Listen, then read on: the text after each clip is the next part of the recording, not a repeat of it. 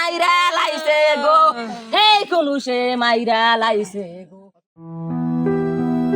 প্রতিবেশীর গাছের ডাব পাড়া নিয়ে দ্বন্দ্বের জেরে ২০ বছর বয়সী মামুন নামে এক যুবককে বাড়ি থেকে ডেকে নিয়ে কুপিয়ে হত্যার ঘটনা ঘটেছে। পুলিশ ও নিহতের পরিবার জানায়, গত ৩১শে মার্চ প্রতিবেশী ইসমাইলের ছেলে আজিজুর ইসলাম মামুনকে দিয়ে বাড়ির পাশের গাছ থেকে ডাব পাড়ান। তার মধ্যে থেকে কিছু ডাব মামুন নিয়ে গেলে আজিজুরের সঙ্গে বিরোধের সৃষ্টি হয়। ২রা এপ্রিল এ নিয়ে সামাজিকভাবে আপোষ মীমাংসা করা হলেও বিষয়টি মানতে নারাজ ছিলেন আজিজুর।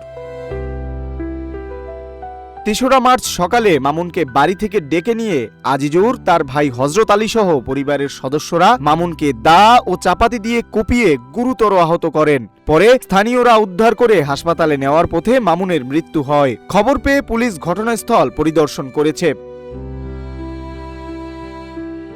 নিহত মামুন গালিমপুর গ্রামের মৃত আব্দুল মোমেন মিয়ার ছেলে। সে পেশায় অটোরিকশা চালক ছিলেন। এ ঘটনায় অভিযুক্ত ৩৫ বছর বয়সী আজিজুর একই গ্রামের ইসমাইলের ছেলে।